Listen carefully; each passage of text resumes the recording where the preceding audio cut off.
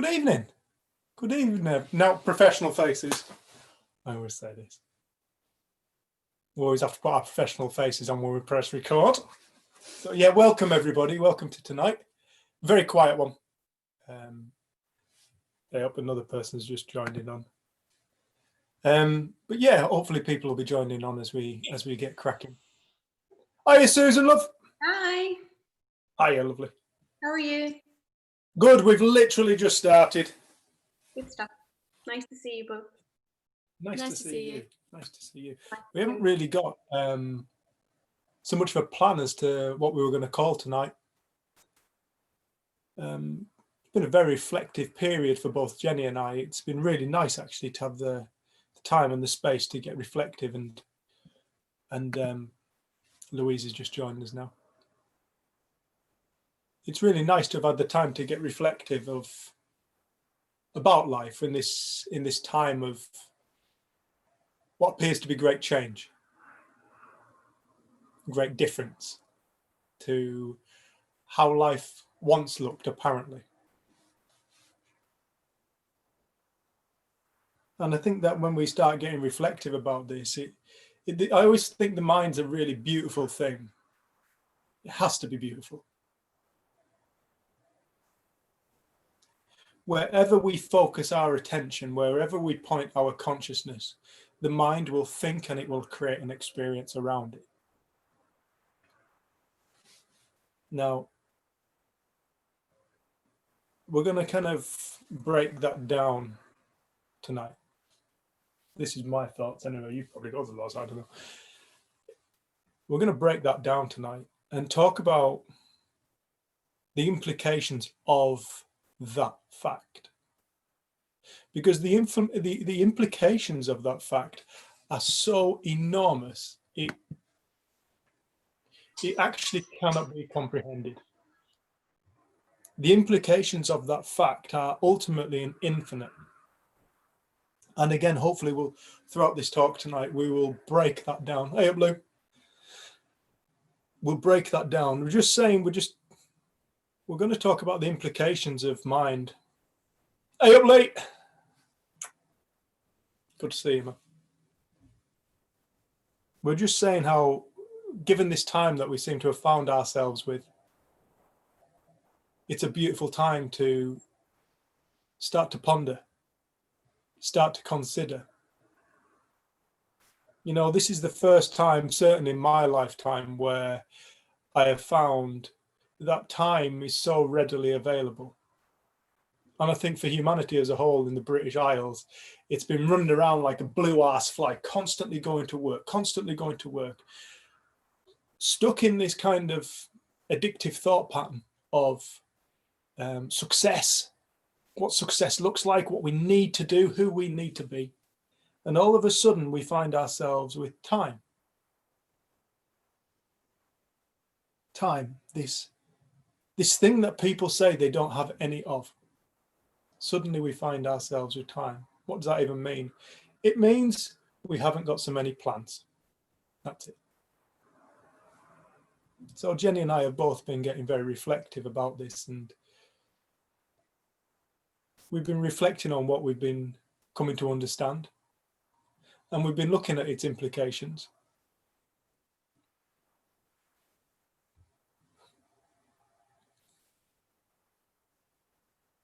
Humanity really does live in the dark ages of thought. En masse, humanity really is, at the moment, completely and utterly unknowing unto itself. It is living in the dark ages of the mind. This sounds like quite a big, arrogant statement, but I really, really don't mean it to be. You know, we have every capacity to create anything we need. Anything that mankind sets its mind upon, it has the capacity to create. This isn't something mankind invented. This is just a fact. If mankind ever comes across a problem, it figures a way out. I was reading this beautiful book this last week or two, and in this book, this man talks about how mankind doesn't invent things. It discovers things and then realizes how to use it. So right now we're using electromagnetic radio waves. I think that's what it is. Wi-Fi to communicate.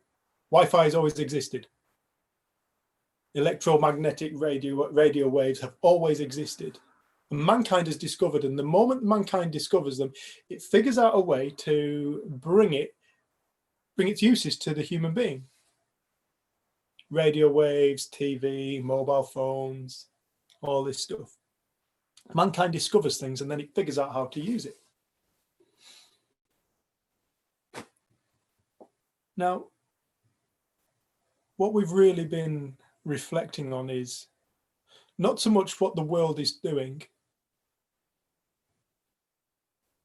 not so much about what is happening in the world, but what we've been reflecting on is what is the world? What is this world thing? What is this world event? What is this life event? Because somewhere along the line, humanity is really missing the trick. En masse, humanity is really, really, really, really, really missing the trick. This is why at the moment we are seeing so much mental, so much sadness, so much worry, so much grief.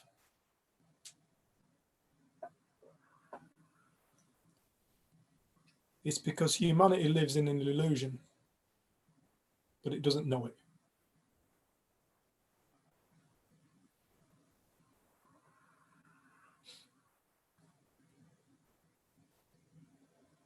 When I first woke up to what I came to realize, I remember the day. I remember the day, and I remember it to people as my birthday.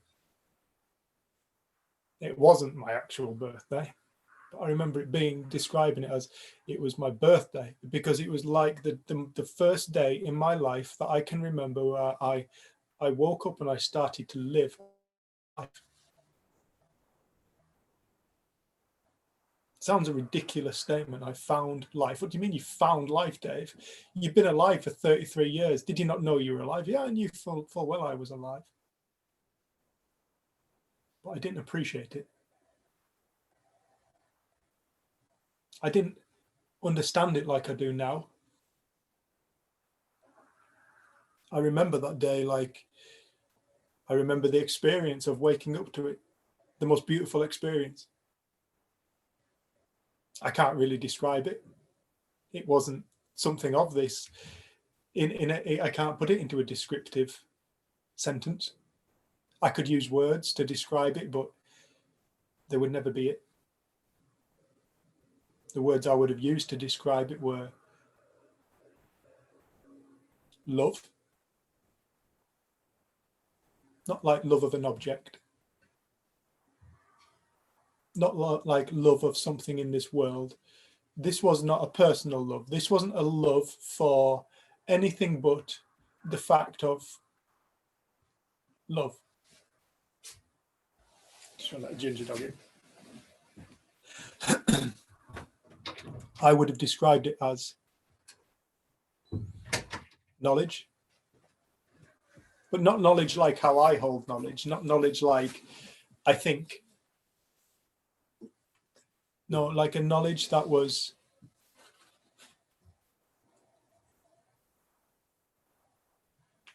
capable of changing a life. Put it that way. Most of the knowledge didn't come straight away. Most of the knowledge came following. From 33, now I'm 41. So the subsequent years of that, after the August 2013.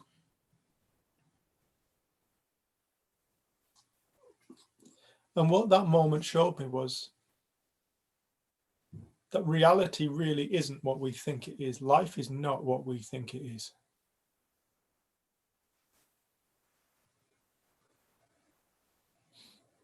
Life, to me, before I was 33, before that moment, was something I never understood, something I never even questioned. Is it trying to dominate the world? my world. I was too busy trying to fit myself into a social structure. I was too busy trying to be somebody. I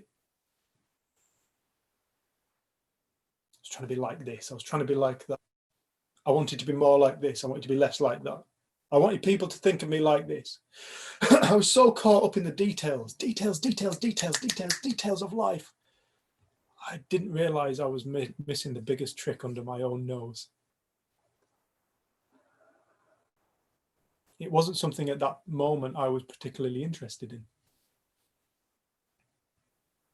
It wasn't a thing I didn't think, it wasn't a thing that I thought I was actually in search of.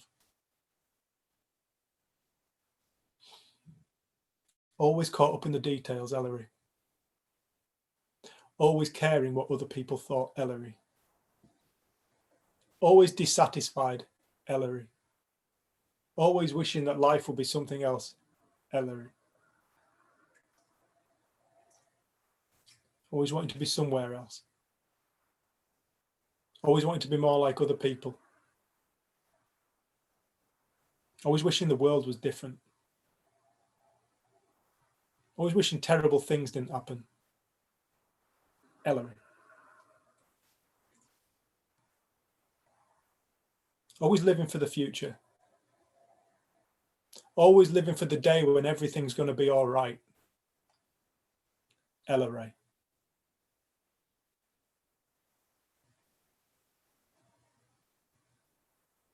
It was at that time I was going through one of the hardest times of my life. I've told this story many times, but it was a really hard time. And it was at a time of my life when I was so fucked off with life, I just wanted to end it. But for whatever reason, I started to wake up. And I was telling Jenny this last night. I ended up living on my own up a valley called Langdale. At this point in my life, I ended up living on my own. I was split with my wife and I was living on my own. I remember seeing loads of psychologists and psychiatrists, and I remember saying to this psychologist, because I really felt it, and I couldn't explain what I actually meant by it, but I remember saying to him, I feel like I'm becoming spiritual. He's like, what do you mean, Dave? I said, I don't know. I don't know what I mean by that. But I feel like within me, I am becoming spiritual. I'm finding myself thinking different thoughts, deeper thoughts. Or should I say deeper thoughts are coming to me? Whichever way around you want to talk about it, doesn't matter. And it wasn't long after that, once I started to focus this, what I've started to become aware of is a phenomenal gift of consciousness. It was only once I started to focus my attention in that direction did it start to grow.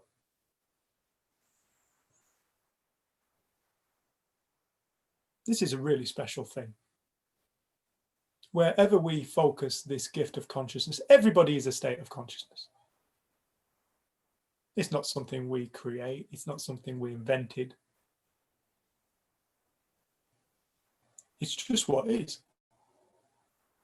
Wherever we focus this state of consciousness, if, for example, we have a problem, we tend to focus this gift of consciousness on this problem. And we look at it and we look at it and we look at it, we look at it, we look at it, we look at it, we look at it. And this problem goes from being that big to a monumental problem. This is all taking place within our mind. Whatever we look at, we experience. Wherever we are looking, we are experiencing at the absolute detriment to every other experience, every other possibility. Wherever we focus our consciousness, if, for example, I am talking and all of a sudden thoughts start running through your mind, and these thoughts, your consciousness falls upon these thoughts, those thoughts with no audible quality, like my voice box or your speaker, what's it called? My vocal cords or your speakers, that thought will drown out that sound. I can't hear it. Sorry, I can't hear you. Oh, sorry, it was miles away just then. I didn't hear what you were saying. Sorry, what did you say? Why? Because wherever we focus, consciousness becomes our reality. Becomes the experience that we live in. And I remember being stood up on the side of that fell side that morning, when that day that I had no idea what was just about to happen. I just went for a walk after listening to Sydney Banks. For the first time I listened to Sydney Banks.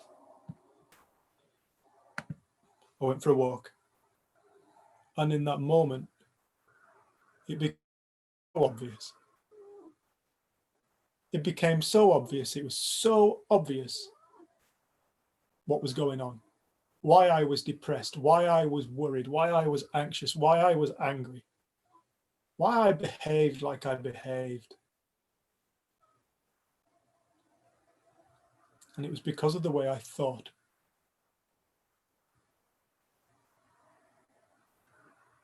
The way I thought was the sole reason why my world looked like it looked.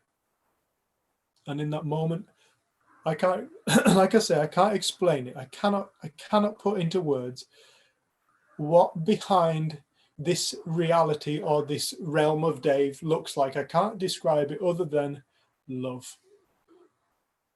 Perfection. Total and utter perfection. The most perfect perfection that it reorientated my mind in a moment. My mother sat on the screen now, and she was a very skeptical woman when I changed. But the change took place. Nothing changed in the world, but the world changed my eyes. And that taught me something so important about life.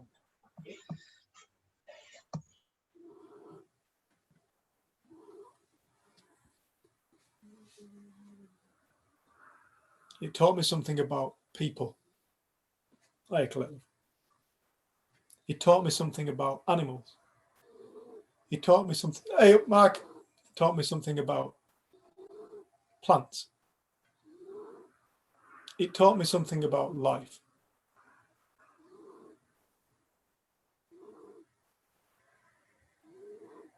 Life isn't what we think it is.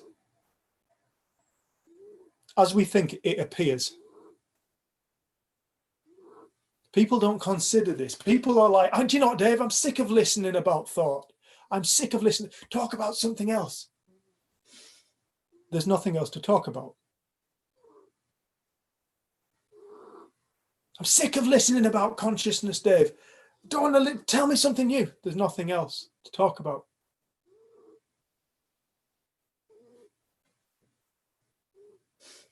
I'm sick of listening about the principles, Dave. Talk about something new. No, there really isn't anything else to talk about, because nothing else exists. Nothing else exists other than the spiritual.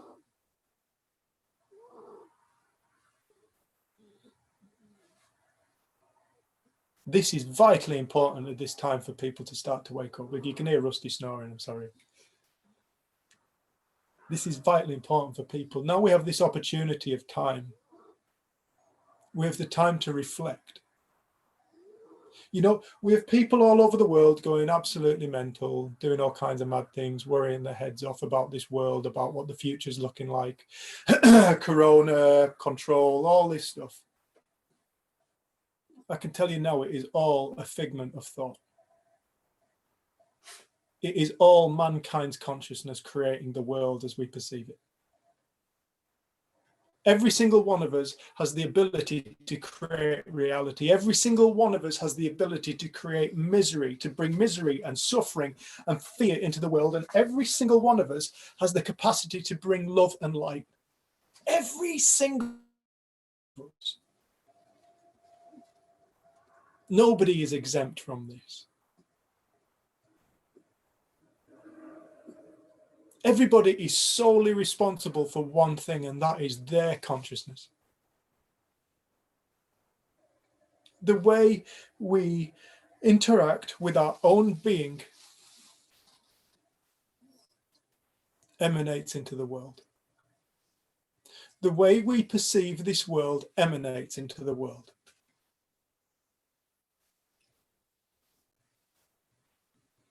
This isn't some far-flung idea. This is what quantum physics is pointing to. Wherever consciousness goes in quantum physics, the tiny quanta, the particles, behave differently when people observe them. We don't see that. We see reality. We don't see that. We see matter. We see hardship. What is this hardship made of? We know it's made of particles. It's made of nothings. This life, this reality, this thing that we all take so seriously is a collective thought. It's a thought.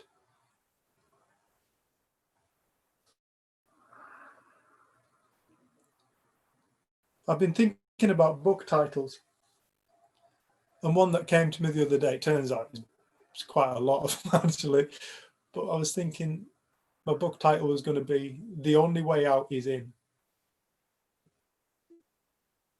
The only way out of suffering, the only way out for the world, the only way out for people is to start to wake up to what life is. Stop looking at what life's doing. We're always looking at what life's doing. We're so fucking mesmerized by it. We're mesmerized by the goings on, by the government, by the what's behind the government, by the virus, by the illness, by this, by that, by them over there, by him over there, by money, by finance, blah, blah, blah, insecurity. We're so mesmerized by the form that none of us are stopping to ask the question, what the fuck is it?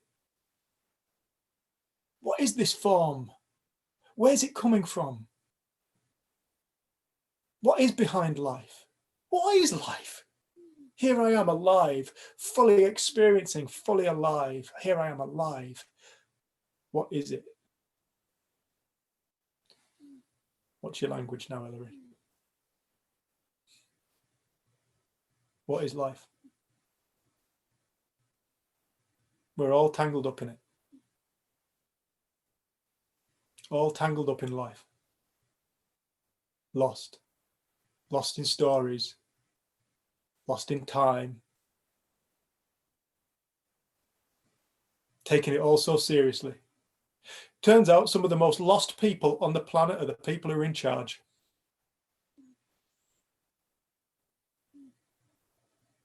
Some of the most lost human beings on the planet are the people who are so desperate for recognition they want to be in charge. So much ego.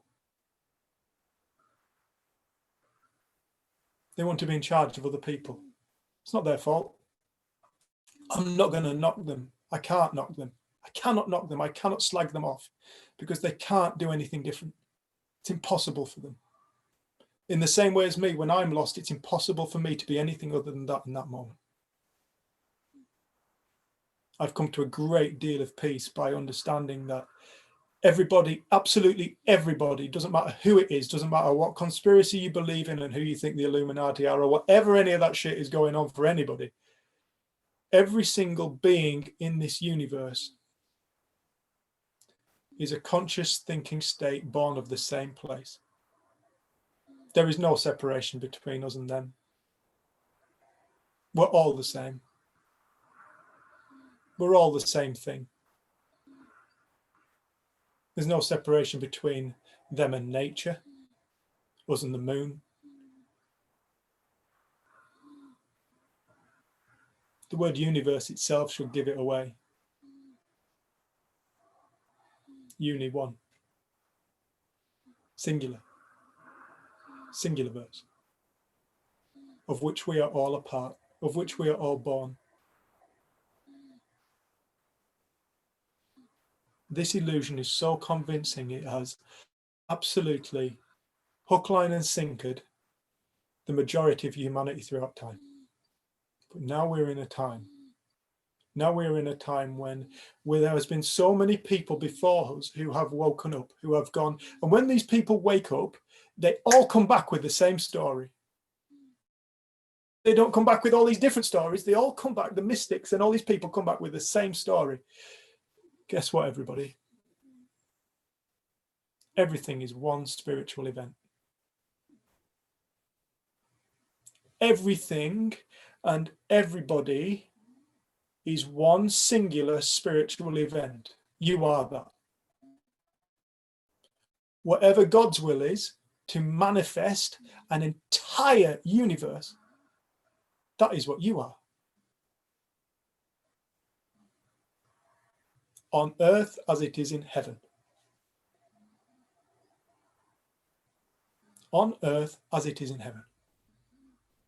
Whatever this creative force of infinity is that has the capacity to create this planet with all its beings on it, you are that.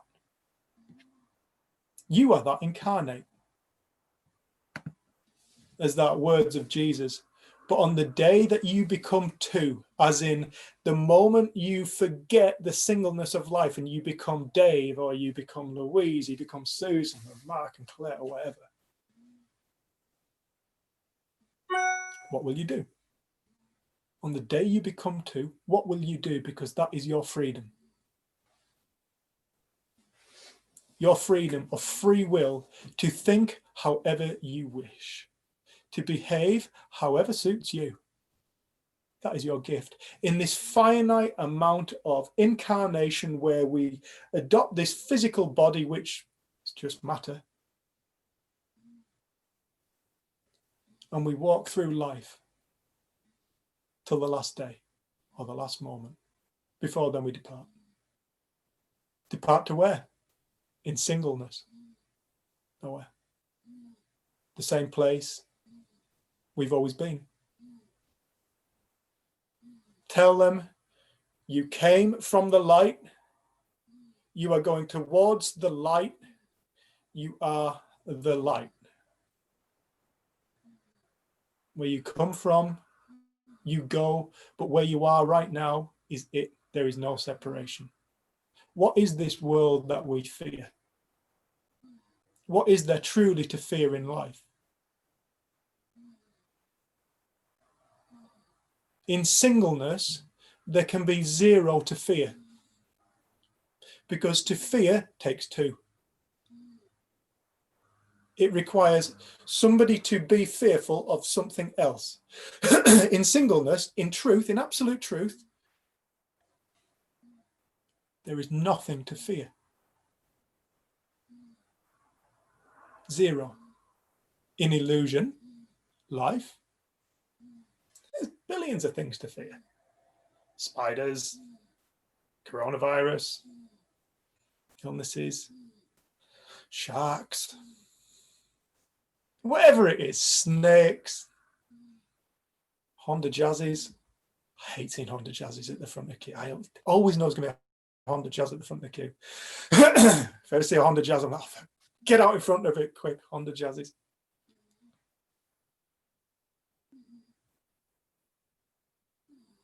But it's all made up.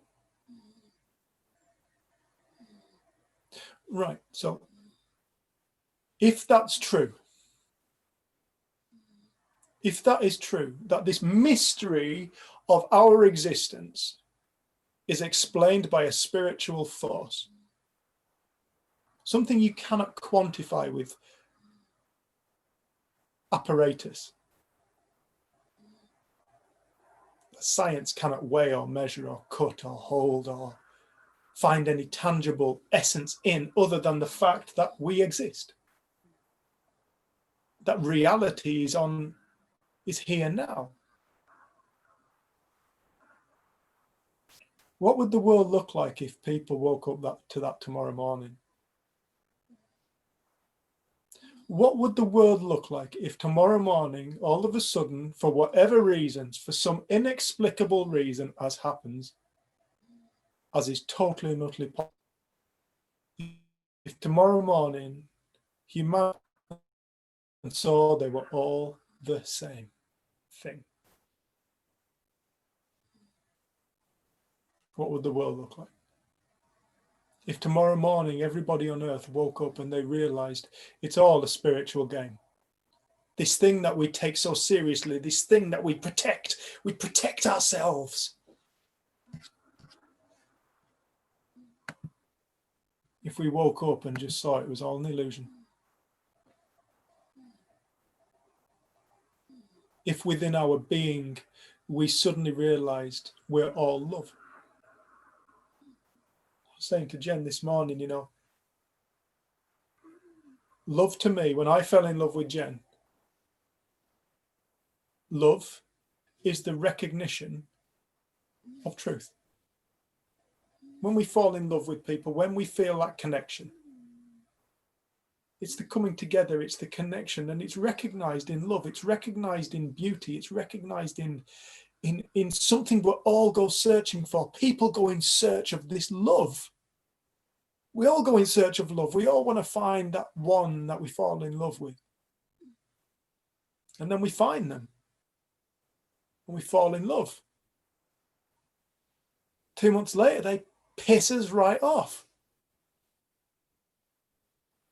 We're fed up with them. They're doing my head in. We haven't found it. We didn't find love. We found something else. Love doesn't come with conditions. Love doesn't care about what people do. Love is boundless. You can never. I always remember you saying that you were always concerned that wasn't enough love to go around. So please love me, please love me. There's not enough love. Look, there is no. Love is infinite. An individual can wake up within themselves and they can find love, realize they can love an entire universe and every single being within it, regardless of what they've done, who they are, what they've said. They can even find love for enemies. At that point, there is something that has happened within that individual and they've stumbled across something that is true. Because fear is only ever born of the illusion. Fear does not exist in love. If you are in a state of love, there is no problems in the world. I'm just in a good mood today. Just in a good mood. There's no problems in the world. Yesterday, I was in a shite mood. There's loads of problems in the world, but the world hasn't changed.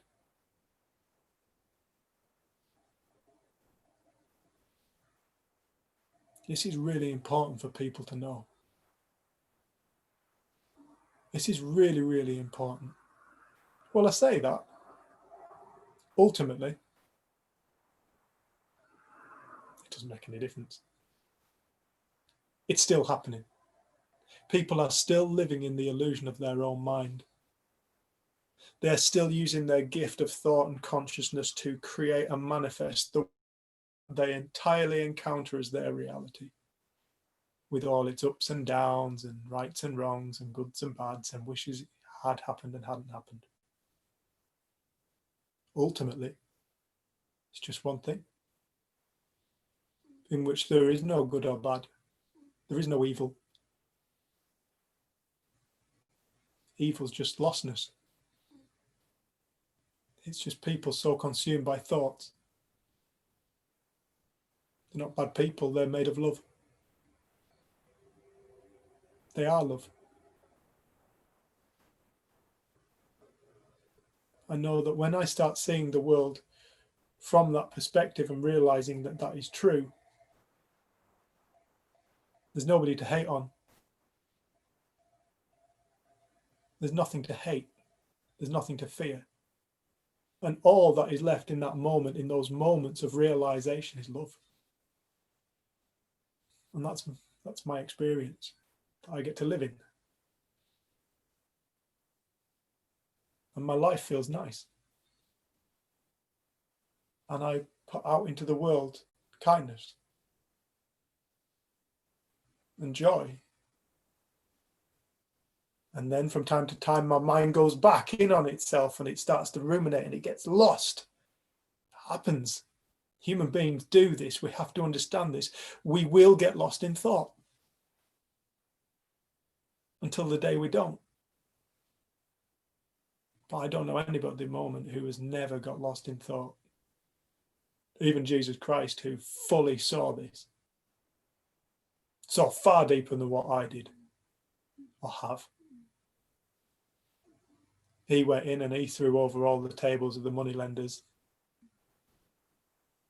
He got mad. He got upset. Human beings. And when we see that, we start to find forgiveness for people. We find kindness. Sorry. You could just run out. No, you just stop. Pick up. Oh, I just realised what time it was. I saw the phone over there. Yeah, I think the thing that I've been hearing through reading the book is just how easy it is to blindly believe or take on other people's opinions and ideas, and how easy it is to just stop listening to ourselves. And I think it's been nice because the more that I've seen it, I've realised how much we can't help but live out of belief, but it feels like some of the beliefs I've been living out of have become really visible. And then you have the opportunity to think again and allow something fresh in. And I think the part about what we've been reading about has kind of been, it's just speaking to what we've had loads of conversations with people recently, because a lot of my friends and family members have got really interested in alternative opinions about what's going on in the world. And there's been some really like heated discussions, and there's been times where I've just felt like I've been machine gunned with information and as if it's true, as if it's fact. And it's been really nice to just recognize that we only have to take care of our world, and like we can decide where we want to live and where we want to put our attention. And like people have said to me before that, especially after coming across the principles, I used to get it all the time, is you live in La La Land, you don't live in the real world, and like you should be worried by this and you should be bothered by that. And I know that when I initially came across the principles and had that experience, I had about 7 or 8 months where I didn't really worry. I didn't really get caught up in things, and I really did see beauty and innocence in the world and in people. And then, like you say, like you do then get judgmental again, and you do kind of have stuff come in. But I feel like this time, and those are the times you learn, aren't they? Then you grow in compassion, because you recognize that I do feel totally like I got a gift when I came across the principles, but I still am a human being, and I get lost in ideas and belief and act out of it innocently. And when you do that, you get more compassion and love for other people, because you realize they're just the same. They just do that too. And like, I think even before the principles, I always have been able to consider that other people see things differently. And I wasn't really into sort of blaming, but just more and more recognizing people can't be any different than what they are. And then what I choose to put into my life and into my experience is up to me. And if I want to live in judgment and fear, I don't know, I can do that. I can create it. But if I want to turn away from it and create love and beauty and acceptance, then I can do that. And I think the thing that I've been hearing in this book is the way that it was described is that there is this one mind, and we're all putting thought into it. So by me just taking care of my world and deciding to put more love, acceptance and joy into it, that's part of the total, the whole. And I realized, like, and I often speak about it, Dr. Roger Mills, when he did that workshop, the thing that I think did the change for me is that he didn't see separateness. He didn't see broken human beings. He saw people lost in thought. So that's what he spoke to. He spoke to the whole human being that wasn't broken, that was part of something so much bigger than we realize. And because he spoke to that, and because he knew that to be true, it woke it up in me. And then now when I get to work with people and do our workshops, like I get to look out, and you know, sometimes when we have one-to-ones with people, they might tell you things that seem really heavy or like way out of anything I've experienced in terms of suffering. But I can still see that there's the sufferer there that's totally okay and whole. And that when they start to realize that for themselves, their life will start to change. And until they can see it for themselves, I feel like my only role is to see it for them, in the same way Roger did with me and my group and the people that, and it feels like that was, Sid saw the perfection in life, and then he saw it in everyone he met, and he spoke to that. And I've realized how I've been so privileged to have met and been part of the Three Principles community. So I've seen so many different teachers and workshops and train the trainer events, and got to spend huge amounts of time with different teachers who have all been incredible people. But I realise how easy it is again to get lost in the belief and the noise of a teaching and a way to teach, when really I feel like the simplicity of it hits me again and again. And it's like, just see this for yourself to be true, and then when you look into the world, that's all you'll see. And then when you get lost and caught up again, at some point you see again, and then you can move into that moment. You don't have to ruminate about the fact you got lost. You get to recognize how easy it is. Like, we are living in creation, and we're living in the experience, and it's fully real for us.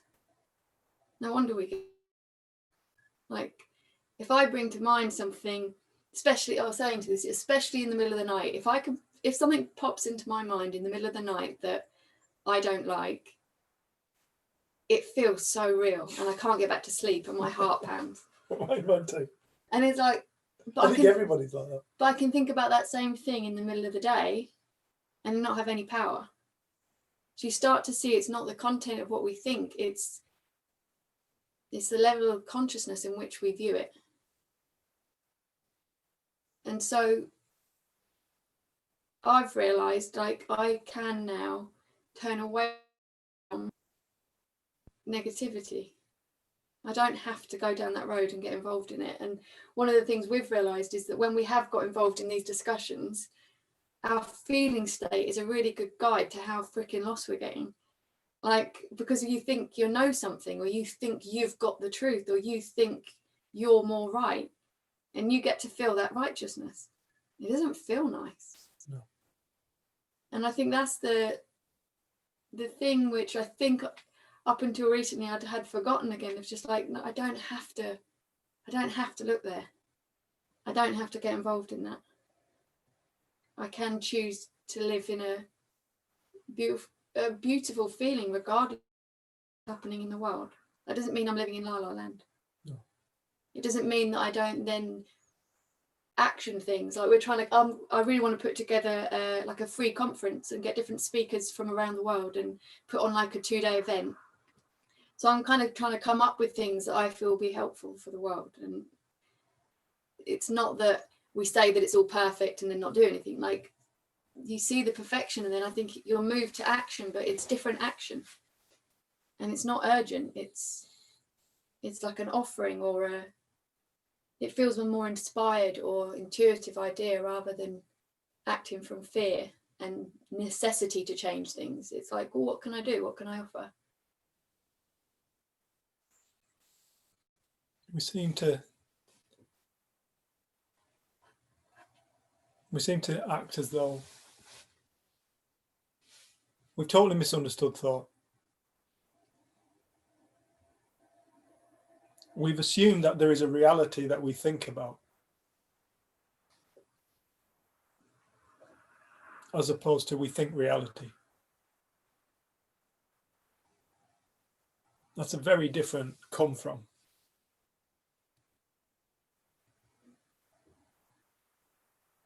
We tend to think that there is a world that we then think about, as opposed to know what we think is the reality that we see in the world. It looks like the world gives us stuff to think about. What mystics have always said, it's the dream of life. They called it the dream of life. What is a dream? It's a state of consciousness, thinking, creating a reality. And we assume that because we were asleep, it must be some other mode of, or some other modality of operation to when we are awake. But there is no other modality of operation. When we dream and have a dream within our sleep that is so vivid and real, it's just the same mechanism at play when we are awake. The only thing is our senses are enlivened.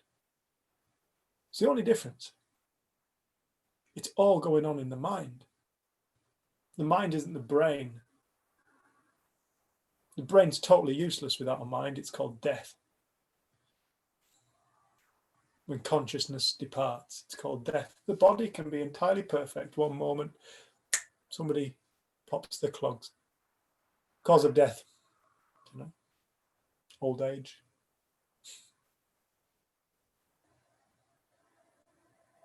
But we tend to think that the world's given us things to think about, as opposed to realizing the fundamental truth about life.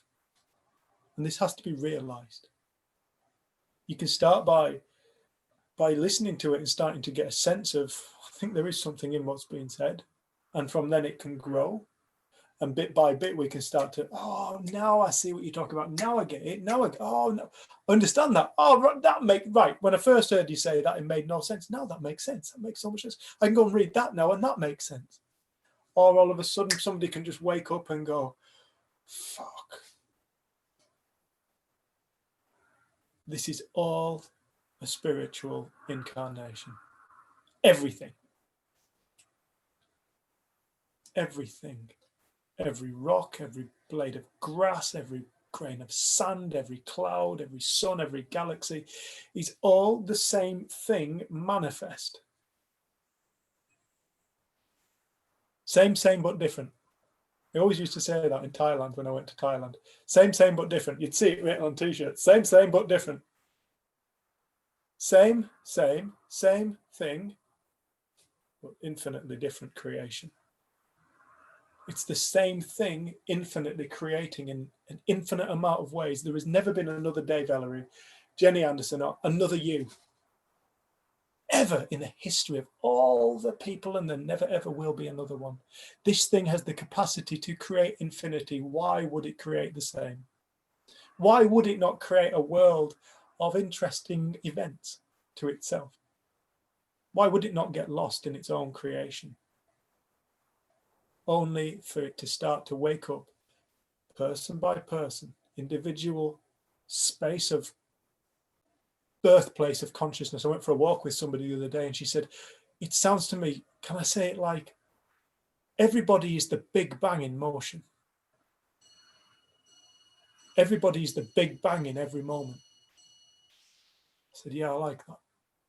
Everybody is the fundamental birth of reality in every single moment, continuously.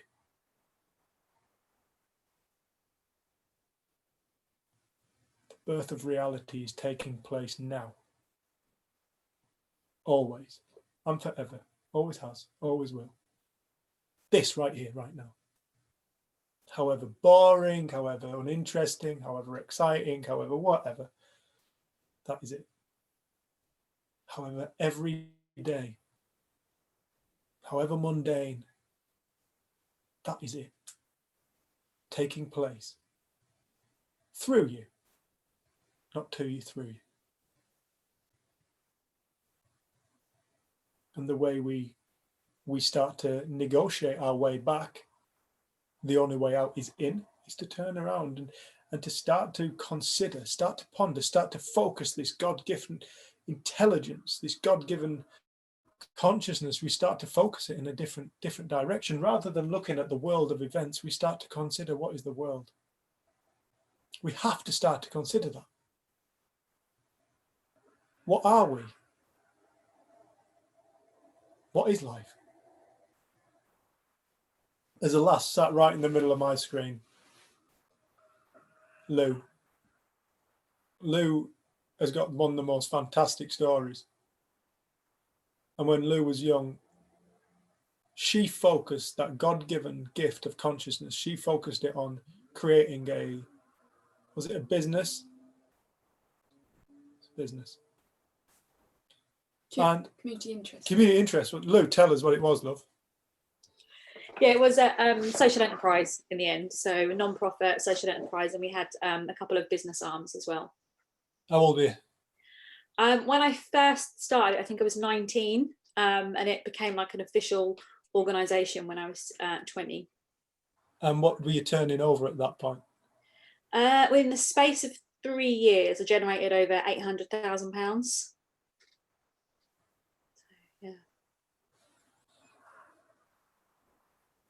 And I think I remember you saying it was the moment you've been living.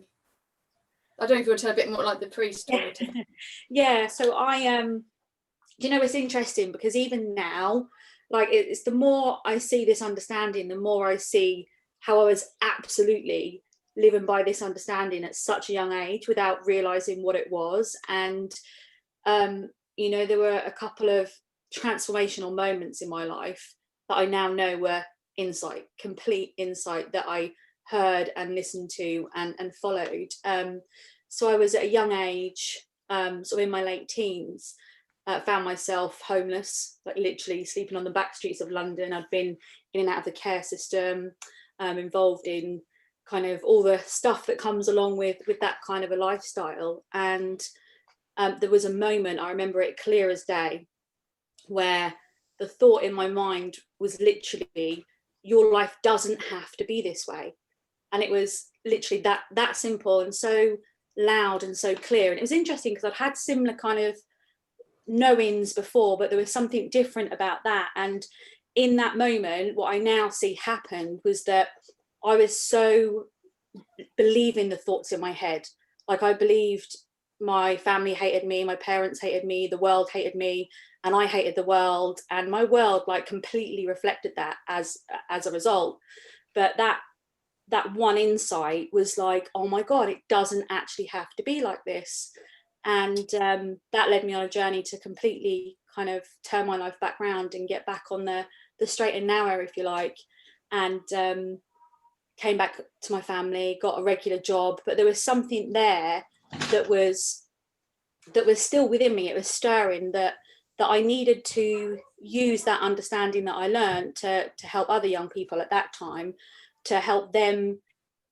Initially, it was to help them stop the pain and suffering that I had felt, because I could see at that point that the pain and suffering that I was feeling was complete confusion, believing that my thinking was true and believing that the thoughts that I felt actually meant something about me. And the moment I realized that I'm not that, everything changed. And so I set about starting a social enterprise, which in the space of a few years became a sort of big organization, and sort of taught and trained hundreds of young people. And we worked with loads of local schools, families, built an accredited training centre, awards, recognition, trained lots of young people. And the rest is sort of history really. But that came from the recognition that there was something different that was needed. And I think probably the biggest driving factor for me at that time was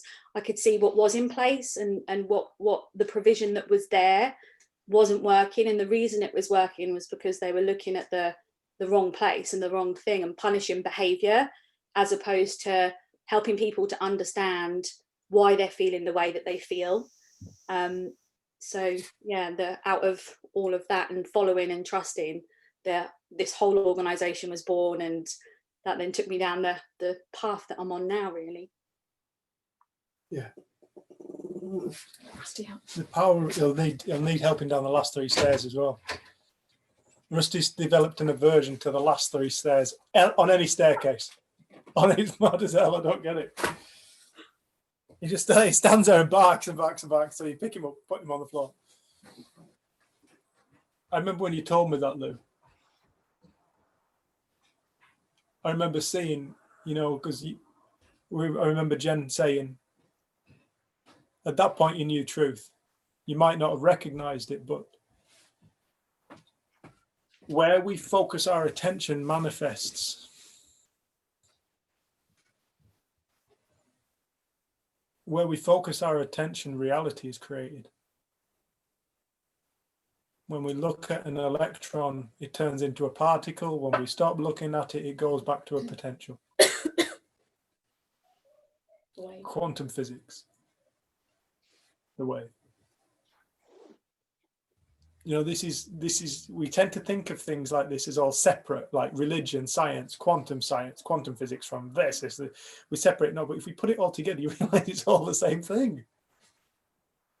Whatever we think has an effect on the world because it goes out and it goes into behavior.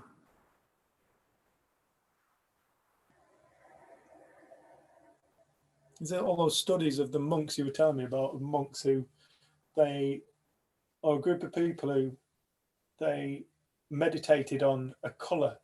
There's something changing colour in a box. Oh, that was Brandon Bays with the journey stuff. Was it? Yeah, and they meditated on changing the colour of a leaf. Changing the colour of a leaf inside a box. It was in a different city as well. Yeah, and it did it. You know, myself, when I've been adamant about things, like I remember I really wanted to get into working in prison, so I put it out. I used this gift of thought, and I asked, please send me somebody to getting into work in prison. And I've completely forgotten about it. 10 days later, somebody's walking past my road end. I end up giving them a lift. I asked her what she does for a living. She said, oh, I work with well-being of offenders in prisons. I've just got a managerial role. It's like, you're joking. You were meant to make me. Can I buy you a drink? And I got a job. I got a job that got to go into prisons and work with prisoners because I use my gift of mind. We are so, and I see it in myself, I can be so frigging lazy with my thought. I said to my niece the other day, I'm a nephew, I said, tell me 3 beautiful things you've seen today. Just 3 beautiful things you've seen today. My niece said, a woodland inside my head. That was it. I thought she could come up with. I said to Archie, I said, Arch, tell me 3 beautiful things you've seen today. He went, a bird, a tree. I don't know. I went, all right. Arch, tell me 3 terrible things you've seen today. Well, and off he went. Bang, bang, bang. Didn't stop. Bang, bang, bang, bang, bang. Ishka, tell me 3 terrible things you've seen today. Oh, well. That is lazy thinking. That is lazy use of the mind. That's getting so caught up in details. It's not anybody's fault. I do it. But thankfully, I've seen enough to be able to recognize what I'm doing. And I can start to use my mind wiser. And as I start to use my mind wiser, my life becomes better. I'm only here for a finite amount of time. How fucking serious is all this? We're only here for a finite amount of time. Why are we thinking it's going to affect our lives forever? We're not here forever. We're here for a finite amount of time. In this incarnation. What is there really to take seriously? When Lou chose, her attention went on building this project. She built it in the most phenomenal way. Most beautiful story, Lou. I love it. Where are we putting our attention? What are we focusing our gift of consciousness on? What are we bringing to this world? Sydney Banks said, if 100 people saw what he saw, this world would have spiritualized in a moment. The shift in consciousness of humanity would bang, instantaneous, because that's when it exists. It exists in the instant. There's that thing they talk about, the 100th monkey, where they noticed, I think it was Polynesian islands or something, they noticed one monkey started to use a stone in a certain kind of way as a tool. And all of a sudden, all the monkeys on the other islands had started doing the same thing. We're all connected within consciousness. Whatever we put into consciousness is feeding the whole. The news, the media is continuously putting terrible things into the world, terrible visions and stories into the world. Never anything happy on the news. People think that this is real life. It's not real life. Real life is love. That's what real life. The world is an illusion of love. The goings on in the world are an illusion of pure love. What is real life? Is it my reality? Is it Lisa's reality? Is it Mum's reality? Is it Jen's reality? Is it Rusty's reality? Whose real life? Who lives in the real world? What is the real world? Do I see the real world? Does Ema see the real world? Who sees the real world? We're all living in a different reality. We all see a different reality. What is the real world? Is there a real world? It's all an illusion of mind. People don't know.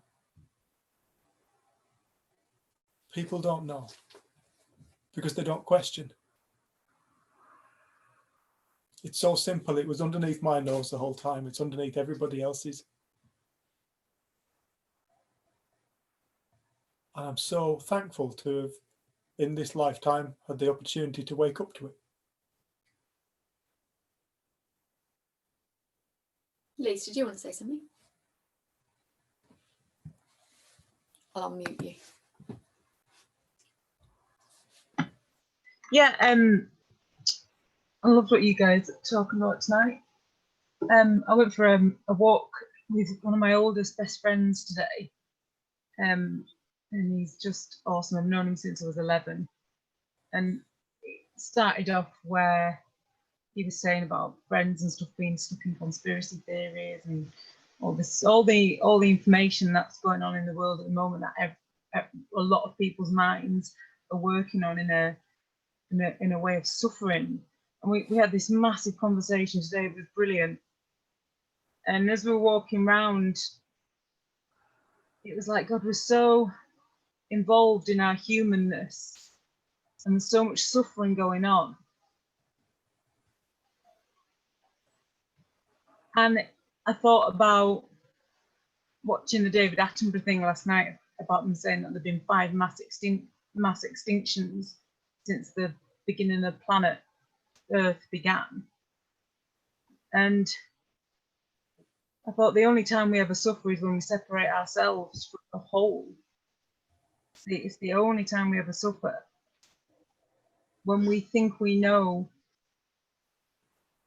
something about even what's going on now, and we think it should look a different way to how it's going on now, and the separation from the whole of the universe is what's causing the suffering, because we think we know something about what's going on. And in reality, the only thing that seems to be suffering is human beings. The natural world at the moment is thriving. It's happy, it's getting more buoyant. But human beings are suffering because we've separated ourselves so far from the natural world that we think we know something about what's going on. So when the extinctions happened in all those millions of years ago, the planet always revived itself and reformed, the same way as everything that ever lives and dies forms itself and reforms. So all the suffering that like what was born of this conversation today within me was the suffering is ensuing because we think we know something about what's going on, and we've lost our connection to the whole system and the even to where the creation of our experience comes from. We've got so human focused that we've severed the connection to the whole, the creation, whatever it is that creates everything, even the experience of this virus.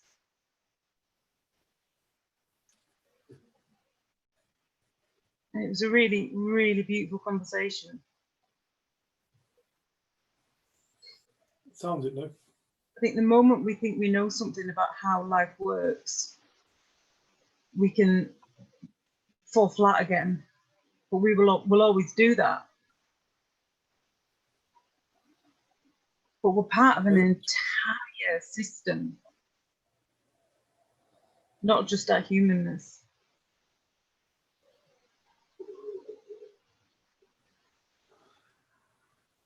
I love what you're saying there. I It's know for me almost, that- sorry, Dave, it's almost like we were talking about like the ice caps and things melting. We had an ice age. We had a full-on ice age, and then it's dissipated. Humans weren't involved with the ice age. The planet was just doing its thing. And I'm not to say I know anything about that, but it's just observationally. These are my socks. Sorry. Glad it was just your socks. Yeah, suffering is created when we think we're isolated. Suffering is created when we see something to suffer, something else.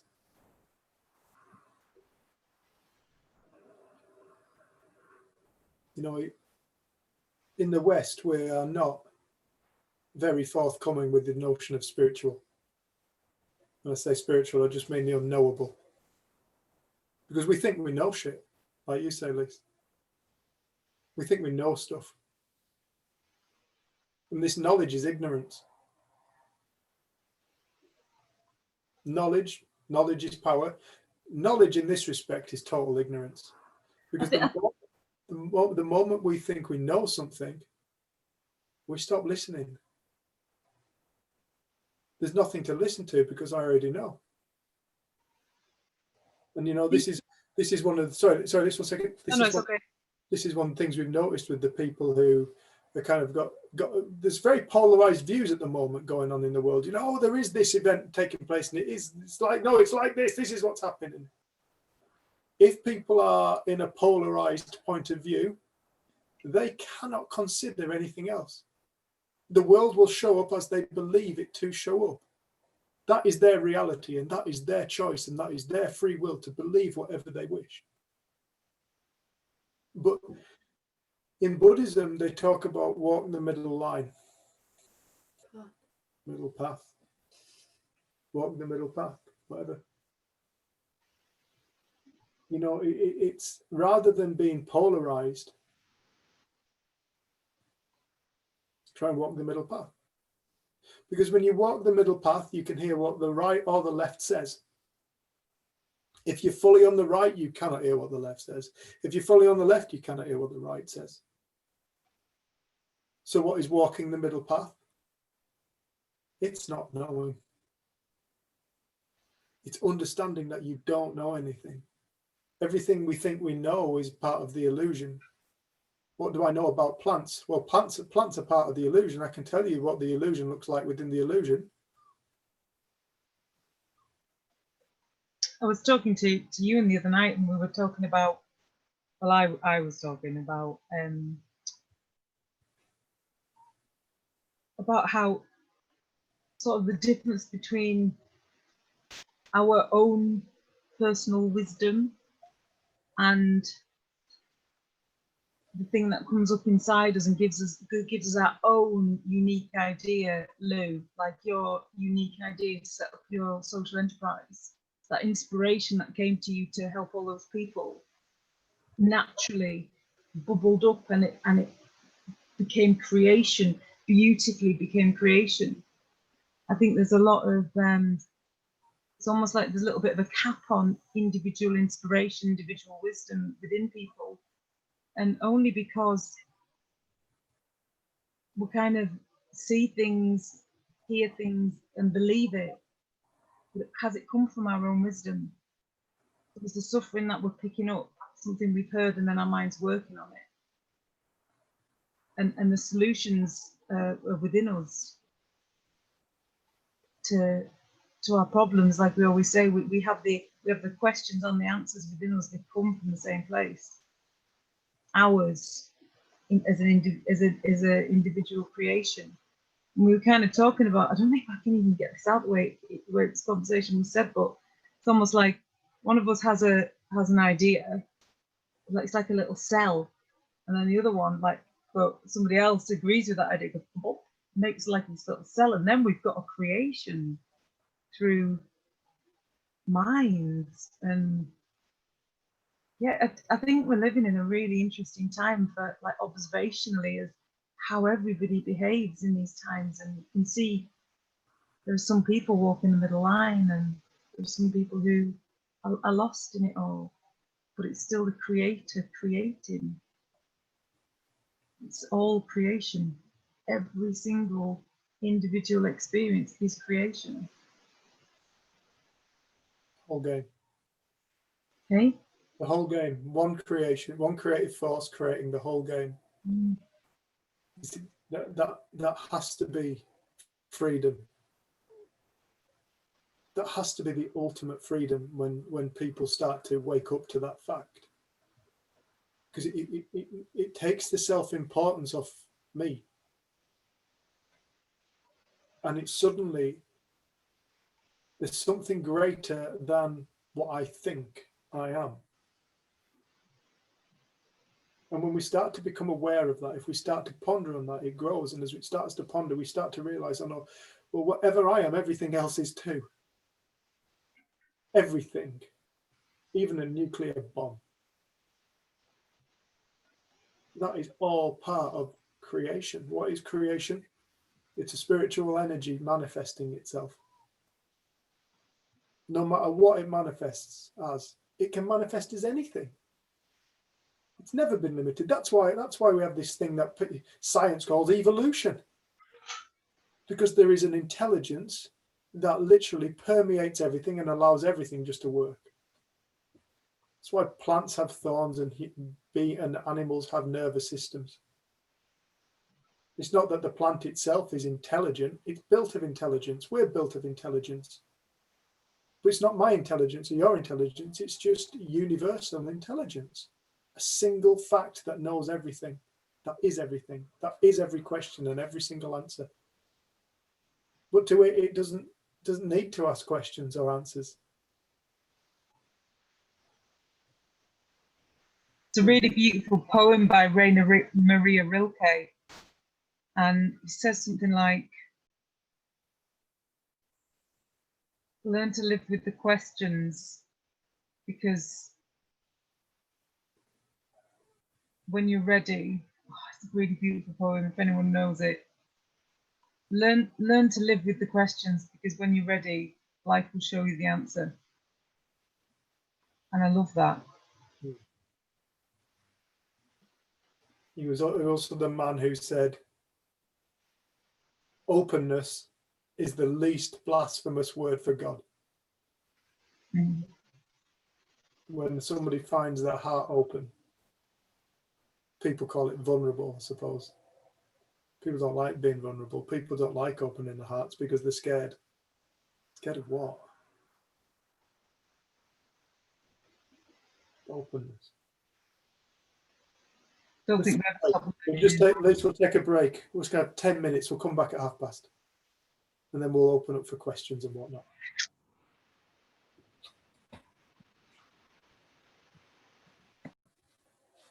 Okay, welcome back. Thanks, Liz. We really want to open it up to people now to see if they've got questions or comments, or if there's anything we've been talking about that's making sense or not making sense, or kind of how is everyone?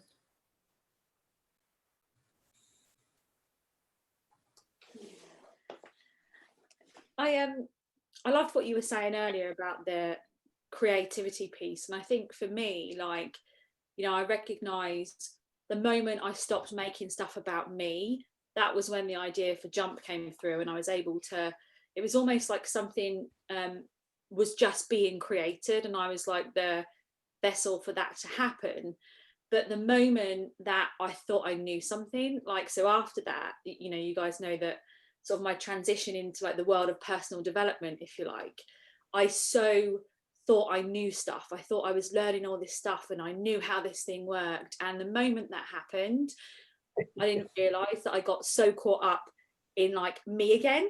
And that's when like the suffering started, and I couldn't get things to work, and I couldn't get things to go how they wanted to go. And then and I can so see that pattern, how that's played out through my life, like over and over and over again. And even, you know, what you were saying recently about the times we're in, like I've really simplified my business and let go of so much, and so much is flowing again. And I realized it's because I've like gone back into that space of not making it about me. And I just think there's, you know, this thing of creativity, like how life is always just wanting to flow and to grow, but the only time it seems to not do that is when I get in the way. When I think that I know something and it's got to be a certain way, and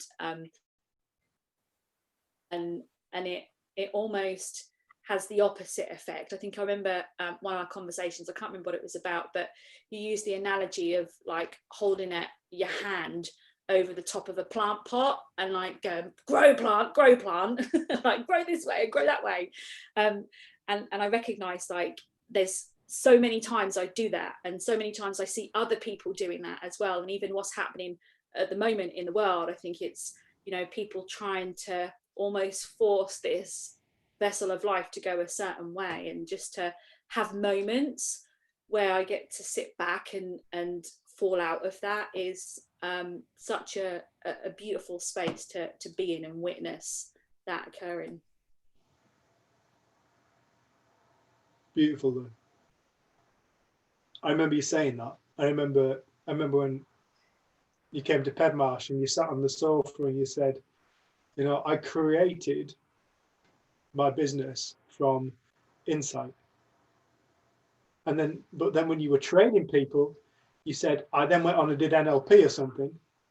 And then you said, and the way that I created this business was because of this method that I used. And you started teaching methods. And then at some point you realized, no, I didn't create my business from a method. My business spontaneously emerged and grew. It wasn't something that I fabricated. It was something you focused your attention on. It was something that you grew within your mind, and it became. It wasn't a technique. It was something that was already up and running, like you said. And I remember Jenny saying to you, that girl's not gone anywhere. That is you. This is the thing. This is who we all are. We get caught up in details. Details. Look at the details. Look at the details. I think you can see it with anyone that has an experience. Like they want to learn to be able to share with other people the experience that they had. So everything then becomes like a step or a process. Like I know that like Brandon Bays has stuff called The Journey, and she had like she healed herself from a tumor, and then she wanted to figure out ways to teach other people. And like sometimes it seems to be effective for people and sometimes it doesn't. And I think Byron Katie, like she had her spontaneous experience and then she created, I think it's the work. And you see all these people, because once we have an experience and we change, we want to share it with other people. So then we try our best to put into words something that really isn't in the words. Like it was that formless place that just kind of inspired or moved us. And even with the principles, I've realized how as soon as I try and in my life sharing these, like as soon as I've tried to get attached to sharing the principles in a particular way or a correct way, I lose the essence of what I'm trying to put across. And like I've loved it recently when we work with people and they seem to have these experiences of waking up, and then we get to have conversations with them. Like you feel the aliveness of the wake up, like it's there, it's in them, and they don't even really know what they're saying. And Kate, who some of you may have seen her videos, and sometimes she's on these calls, like she sends us these messages and she's just like alive with new thought, just, and she's like metaphors coming in, and she said, I don't even know where this is coming from, I don't even know why I'm speaking. And I think you see that if we can allow that flow to happen within us, like our understanding doesn't get stagnant, it will keep moving. And kind of what occurred to us that worked 10 years ago might not work now, but if we keep trying to use the same method over and over again because it worked before, we'll get frustrated. But it's like allowing new inspiration to come in, and that life force like that creates everything does a pretty good job. And I think we, like you say, Lou, like when we get in the way or make it personal, it seems to hinder it. But we learn from that time when we get lost in ego, and how easy it is to not realize it's ego, because it will be righteous or it will be whatever. Correct. Yeah. So I think it's just nice. Like I think the journey you went on was because you wanted to be able to share with other people how to create what you created, and you can see like that total innocence in that. But it was really nice to be there when you were really waking up to the fact, like, no, that something came from a space within me that is wordless. It wasn't from anything I'd learned or any technique or method. It came from within. And then when we remember that, we allow that space to live us again and inspire us. But yeah, that story always comes to mind. Like I was so inspired by it, especially after that your experience leading up to it. And I remember you saying the moment it was just get on a train and go home, and you did it. And suddenly your life on the streets was over and a whole new life started.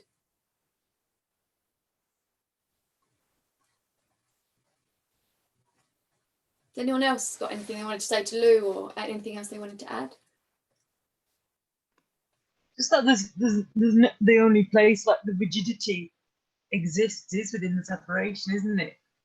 Because like every ancient person ever talks about the fluidity of water and the nature of life, it really all is fluid. It really is. When you trap it, it gets stagnated and goes old and stale. And like the conversation that I had with my friend today, we started off here and we finished over here. And he turned around to me and he said, cannot believe the conversation we've had today. We started off in one direction and we ended up in a completely different direction. And isn't it beautiful to be able to have a conversation that can just be fluid? It doesn't have to stay on a certain topic. Like we thought about it one way, and then by the end of this walk, we had a 360 view on what we were talking about. And we were absolutely just pissing ourselves at how the fluidity of life moved through us both and changed our opinion within 2 hours of how it was before. Just constant motion. And there's something, I think, quite freeing when you notice the nature of how we operate, that it is like fluid. It's like just pouring water out of a jug constantly. And in that water that pours past, it's just experience flowing constantly. It's not fixed, it's completely fluid, transparent as well. And it can take any form, any shape. Any form, any shape. It can be hard, it can be steam, it can be wet, it can be warm, it can be all of it. It can stagnate, it can get dammed up. You can be in the flow and getting smacked by every branch in the river, but it's always in motion. And what I loved about today was that we were both open to the motion, and like life was just flowing, and it was just, you just sometimes really have those days, don't you, where you notice it, and then you have those days where you really don't. Get a little rapid. And I feel like on the days when you don't, there's the opportunity to see something about a belief that you hold on to, a way of perceiving the world that is invisible to us in that moment, the way we perceive ourselves, or perhaps the way we perceive others. This is the nature of belief. Thought, belief cannot be anything but a thought. Belief cannot be born of anything but the force. Call it thought. And in some respects, it's a bit of a shame, because we've talked about thought for years. So people think they know what thought is. And they talk about it, some people say, what's a thought? Oh, it's a firing of a neuron, it's the bridging of it's a synapse doing whatever it does, or whatever. That's exactly what they say. Just like that. Yeah. Not coming to me right now. But it's like, no, that's not really what we're talking about. It's like, what we're talking about is, what is the force that tells the neuron to fire? What's that intelligence? What is it that's enlivening? What's that spiritual part? What's that all-knowing part? What's that bit that allows us to have infinite access to infinite thought? There is nothing in physical form that is infinite other than form itself, the form taken. But the mind is infinite. There is no end to thought. There's no end to the way we can create reality. The world is not fixed. The world is not going down the Swanee. The world isn't what we think it is. Neither are we. It appears as we think. And so do we. And the thing is about thought is it creates beliefs. And beliefs are the everyday blindness that people live out of. Like Rusty with his, I can't jump off the third from bottom step. I can't do the last 3 steps. I can do every other step apart from the last 3. The things he's done it before as well, and it lasts weeks or months, and then he forgets and starts getting down the 3rd step again. Yeah. He's mad.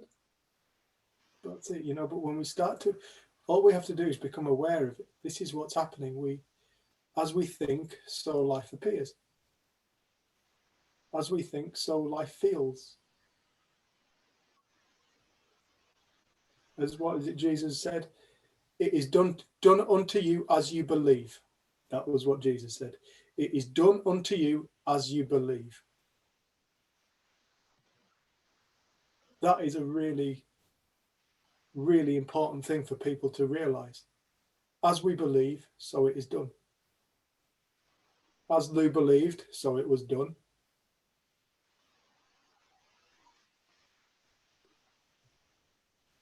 We have to become aware of thought, the nature of it, and then we have to start to use it wisely. The world's chaos at the moment in my reality, from what I can see looking out. It looks like there's lost people all over the place. People really suffering, and such separation and hatred and fear of one another. So much so that you walk past people now in the streets and people will actively avoid one another. 2 meters, don't come near me, don't come near me. I don't know you, stranger. Fearful of one another, fearful, so fearful, no connection. This only exists in the mind of the beholder.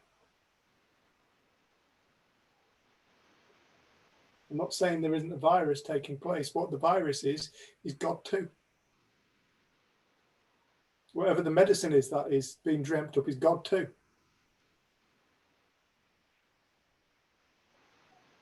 Whatever is going on is God. Because there is nothing but that force. What are we fearing truly? The same thing that we are. Same thing we all are.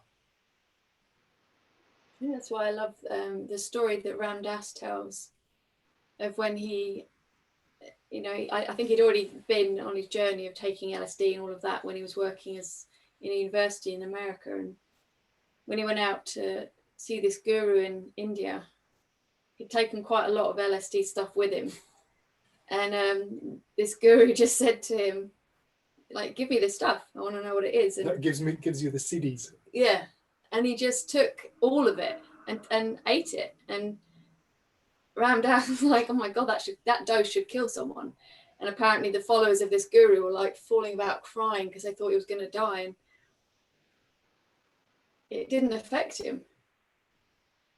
Like there was no effect. And it kind of similar to what we've been reading in this book and kind of what I've heard people speak of before, but it's like we're not using our mind in the most healthy way. And when we see fear and separation and duality, the world will manifest in a certain way. And when we only see totality, wholeness and perfection, it will look and feel and experience different. And it feels like that story that Ram Dass tells is that the guy that was his teacher, that guru, had seen something about life where something that would affect someone else so badly didn't have an effect on him. So what had he seen about life that, I don't know, and I've had such strong opinions about vaccines, and I've been brought up with those kind of opinions, and like I've been around a huge amount of research, and it's been nice just to say, I don't know, and like if we want to travel, can we travel? All of that stuff. But there's something that I feel is like deeper than all of those questions. That's before all of that form, that can't be damaged and can't be added or taken away from.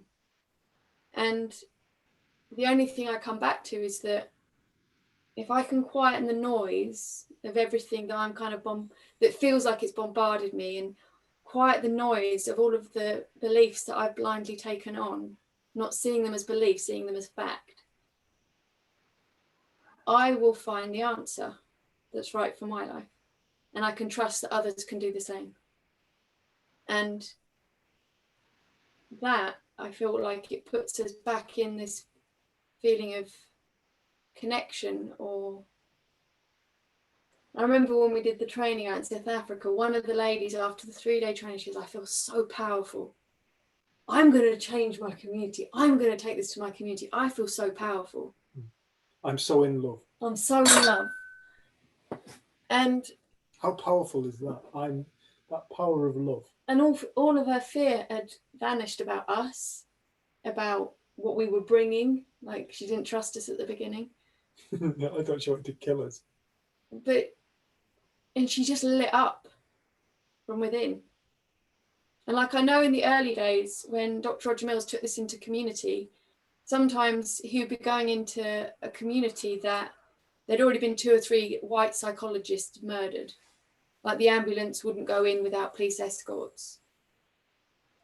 But he on that course when I was with him, he was speaking about there's something in which Sid taught him that he knew to be true about life, that he showed up in that community very different than I think a lot of other people would have. He wasn't scared. He didn't think he knew anything. And he wanted to connect and let these people feel the love that he had for them. And he made like deep friendships and transformed communities that had kind of been written off as just downtrodden, awful communities. Like one of them in California, I think it's Homestead Gardens. People used to just go and drop dead bodies off there because they just knew that people wouldn't really look into it because it's just what happened there. And then I got to visit in 2010, I think it was, and the project had happened in the mid-90s. and it was still a pretty good community, and they still have the same policeman works there. And I think that was one psychologist who saw the power in this, and then he took that belief and transformed communities. But he knew it wasn't him doing it, but there was a deeper, higher, greater power, and that if he could see that in himself and then see it in others, then change would happen. It would have to. He knew that if people's consciousness changed, their actions would change, and then what they do in the world is completely different. And it is easy to lose sight of that, and I think we all will, because we will get personal. There will be things that upset us or struggles that we face, but the moments when we do let that noise fall away, we're only left with what's there, and what's there can't be added to or taken away from. And I think that's the nice thing, like it's already there, and we have already heard it, we have already experienced it or felt it at times in our life, and we just forget. But I've got a friend who wrote a poem, and one of the lines is the gratitude infused into the moment of waking from a nightmare.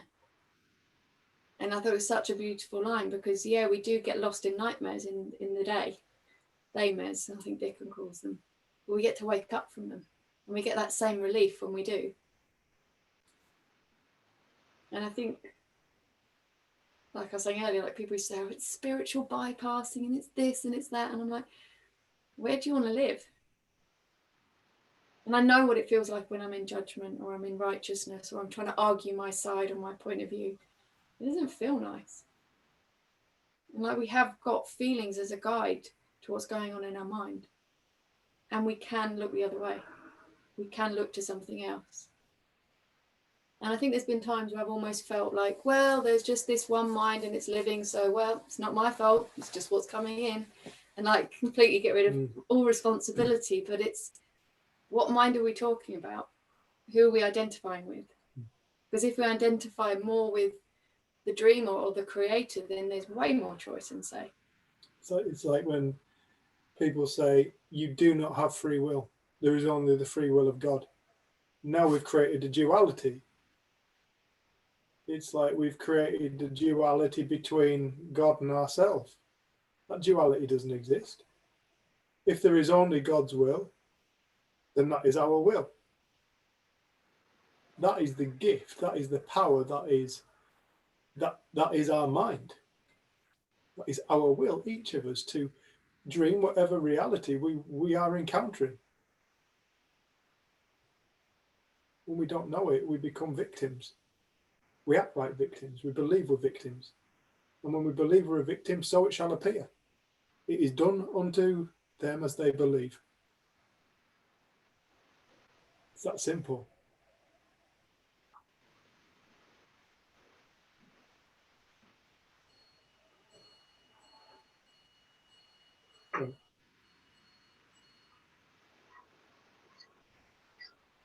I don't want to put you on the spot, Colette, but Mark was saying that you I am going to put you on the spot. Oh. But if you want to share, and I don't know, like you were saying the other day, you didn't really have words for it, but I know you had quite a shift or an experience this week, and if you did want to share it, we'd love you to, but you don't have to.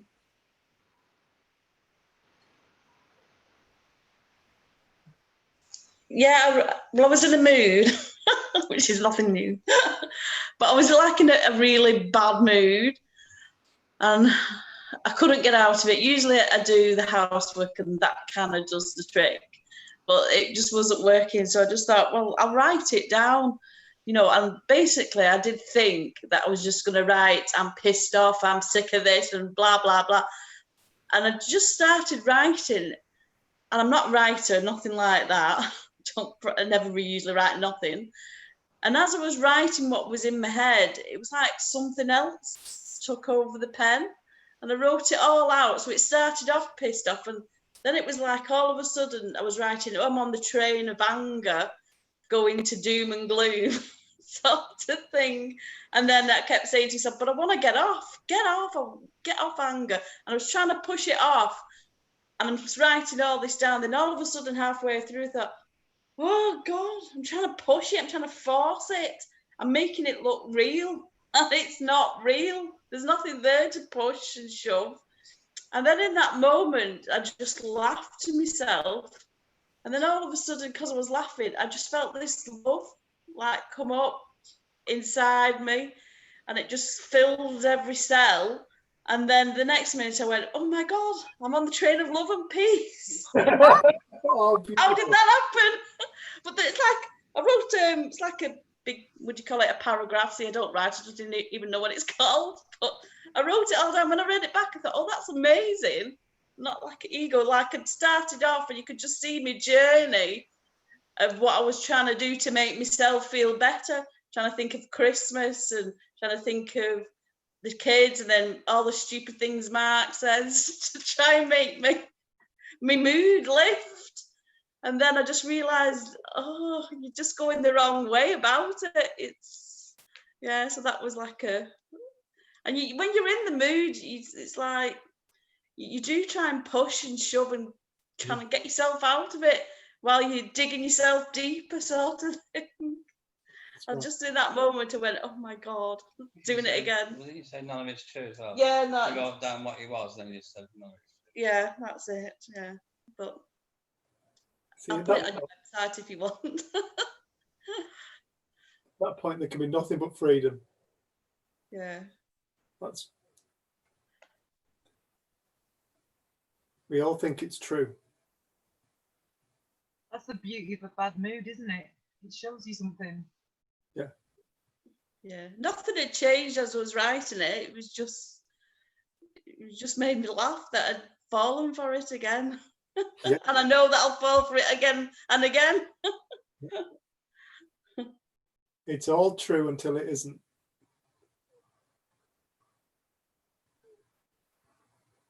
That's how true it is.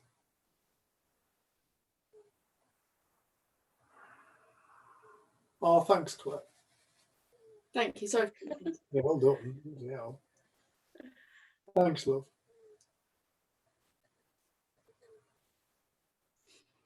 Back to that love thing. Back to that love thing. It's if we're going to get through this virus, we've got to take it seriously. Really. What if we took it with love? I know for a fact that science knows that people who take life seriously and get stressed out make themselves ill.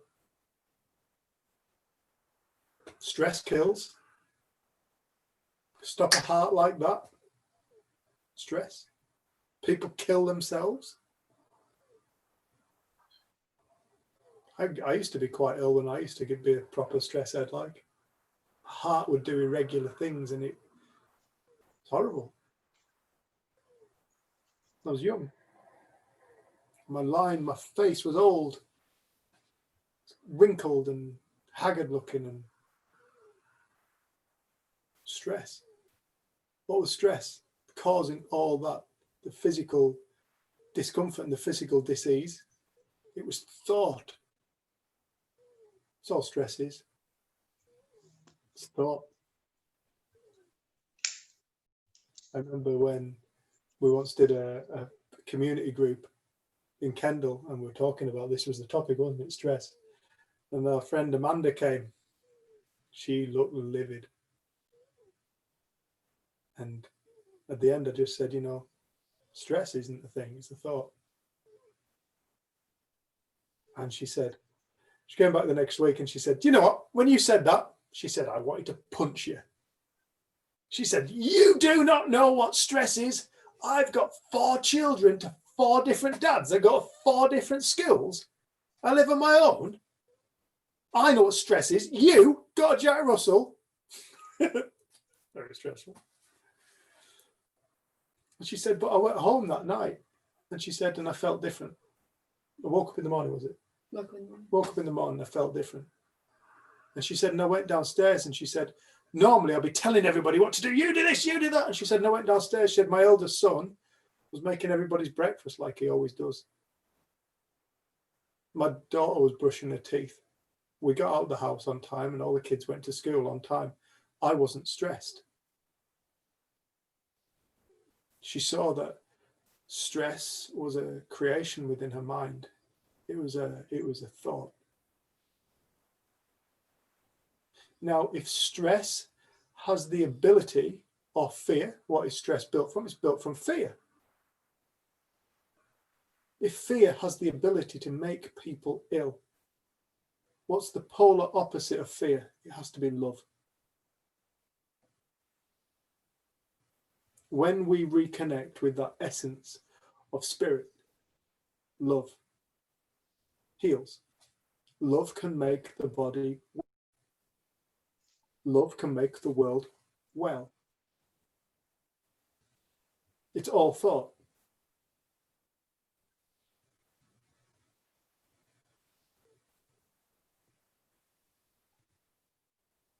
Back to that love, Colette. You find that love within yourself. The world heals itself because you are that world.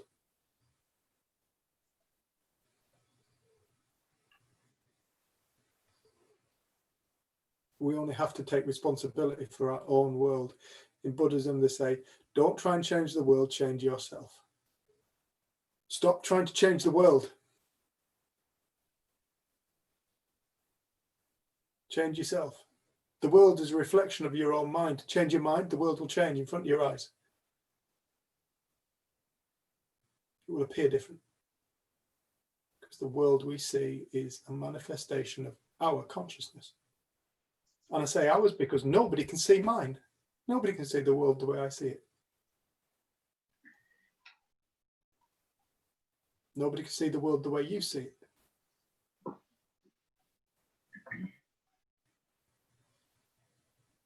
It's yours. It's your world. How do you want to live? Because the more people on this planet that wake up and start living within their own world and waking up to that fact, this world absolutely has to change because it's a reflection of mind. It's a creation of mind. The mind of all minds. Soul of all souls.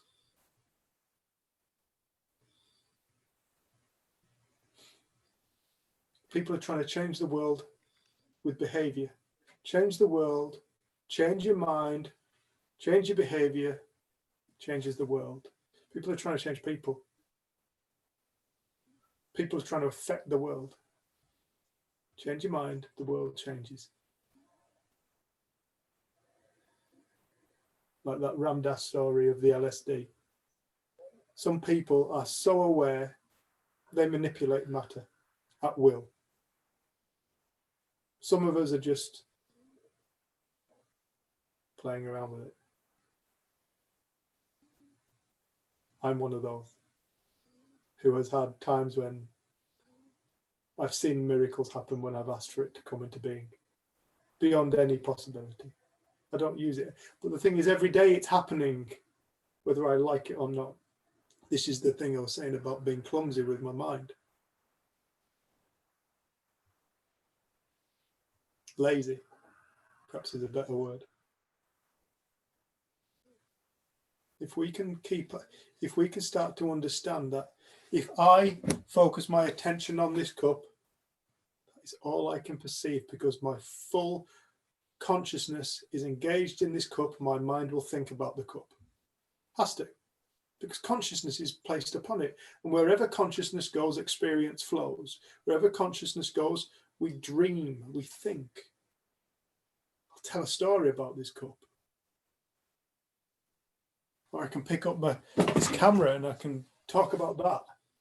The moment my consciousness falls upon the camera, my mind will dream thoughts about the camera.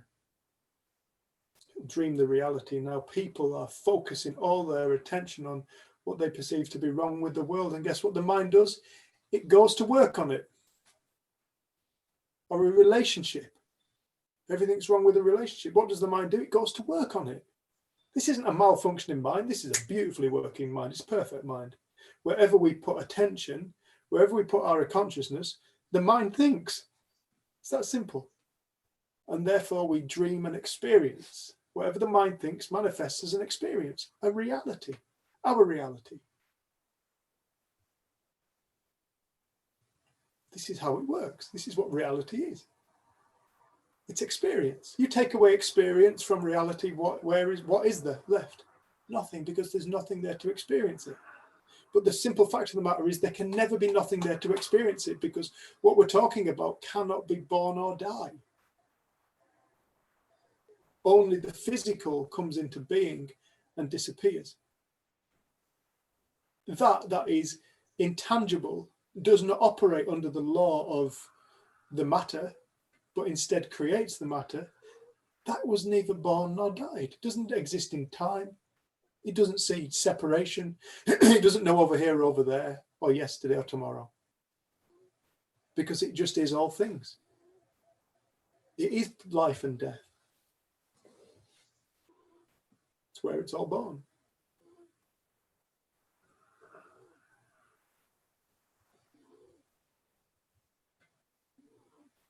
To change the world, we must change ourselves. To change ourselves, we must start to understand.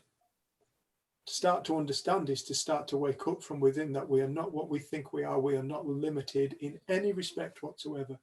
Any of us could have the next greatest invention that changes the world.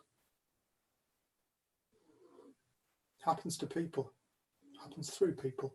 But wherever we focus our attention, if we focus on our attention that I'm not good enough, guess what our mind is going to do? It is going to bring us thought to absolutely quantify that fact. If we focus our attention on how terrible that person is, they're evil, our mind will go and search and it'll quantify it. Because wherever we put our will, it is done. It is done unto them as they believe. The reality is created as we believe.